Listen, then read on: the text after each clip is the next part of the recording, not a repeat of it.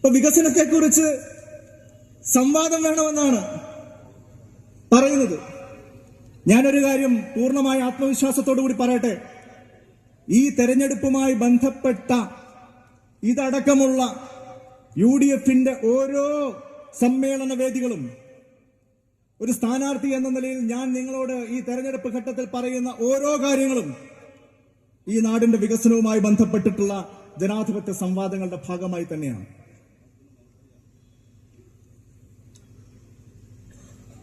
തെരഞ്ഞെടുപ്പിൽ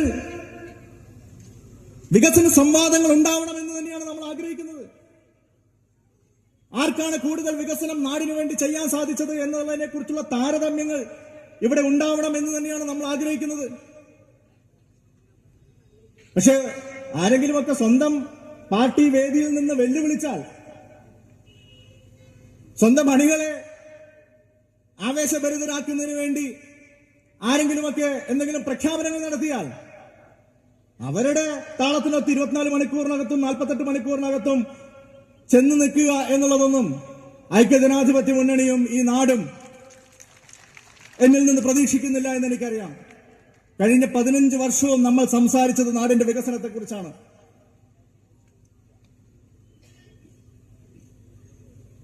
ഞാനിവിടെ എന്നാലും ഒരു കാര്യം പറയാൻ ആഗ്രഹിക്കുന്നു. ഇനിയിപ്പോ എല്ലാ മണ്ഡലങ്ങളിലും ഈ കേരളത്തിൽ മുഴുവൻ ഇങ്ങനെ 1-to-1 വികസന സംവാദങ്ങൾ വേണമെന്നാണ് CPMന്റെയും LDFന്റെയും തീരുമാനമെങ്കിൽ നമുക്ക് തൃത്താലയിലും ആവാം. ഇതേതായാലും തൃത്താലയിൽ മാത്രം നടക്കുന്ന ഒരു ഉപതെരഞ്ഞെടുപ്പൊന്നുമല്ലല്ലോ. 140 നിയോജക മണ്ഡലങ്ങളിലും നടക്കുന്ന, കേരളം മുഴുവൻ നടക്കുന്ന ഒരു തെരഞ്ഞെടുപ്പാണല്ലോ. അതുകൊണ്ട് തന്നെ ഞങ്ങളിതാ ആദ്യത്തെ റിക്വയർമെന്റ്, ഞങ്ങളുടെ ഭാഗത്തു നിന്നുള്ള ആദ്യത്തെ നിർദ്ദേശം മുന്നോട്ട് വയ്ക്കുന്നു. ഈ അങ്ങോട്ടും ഇങ്ങോട്ടുമുള്ള വികസന സംവാദങ്ങൾ ആദ്യം കേരളത്തിന്റെ മുഖ്യമന്ത്രിയും കേരളത്തിന്റെ പ്രതിപക്ഷ നേതാവും നടത്തി അവിടെ നിന്ന് തുടങ്ങട്ടെ. കേരളത്തിന്റെ മുഖ്യമന്ത്രി പിണറായി വിജയൻ തയ്യാറുണ്ടോ കേരളത്തിന്റെ പ്രതിപക്ഷ നേതാവ് ശ്രീ VD സതീശനുമായി നേരിട്ട് സംവാദം നടത്താൻ? മുഖ്യമന്ത്രിയുടെയും പ്രതിപക്ഷ നേതാവിന്റെയും സംവാദം കഴിഞ്ഞാൽ ബാക്കിയുള്ള 140-ൽ ആദ്യത്തെ സംവാദം നമുക്ക് തൃത്താലയിൽ നടത്താം.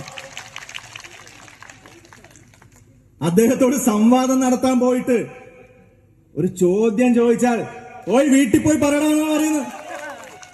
ആ ആളുകളാണ് ജനാധിപത്യ സംവാദങ്ങൾക്കൊക്കെ വേണ്ടി വെല്ലുവിളിക്കുന്നത്. എന്നിട്ട് 24 മണിക്കൂറായി 26 മണിക്കൂറായി എന്ന് തുടർച്ചയായി ഫേസ്ബുക്കിൽ പോസ്റ്റ് ഇട്ടുകൊണ്ടിരിക്കുന്നു. എന്നിട്ട് അതിന് പറയുന്നത്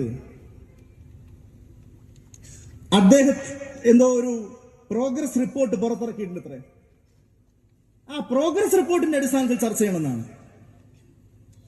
നിങ്ങൾ പടച്ചുണ്ടാക്കുന്ന ഈ കള്ളങ്ങൾ, അർത്ഥസത്യങ്ങൾ, പെരുപ്പിച്ച് കാണിക്കുന്ന കാര്യങ്ങൾ, ഈ നാട്ടിലെ ജനങ്ങളുടെ നേരനുഭവവുമായി യാതൊരു ബന്ധവുമില്ലാത്ത കാര്യങ്ങൾ, നിങ്ങളുടെ PR വർക്കുകൾ, അതിന്റെ അടിസ്ഥാനത്തിൽ എന്ത് സംവാദമാണ് ഇവിടെ സാധ്യമാവുക?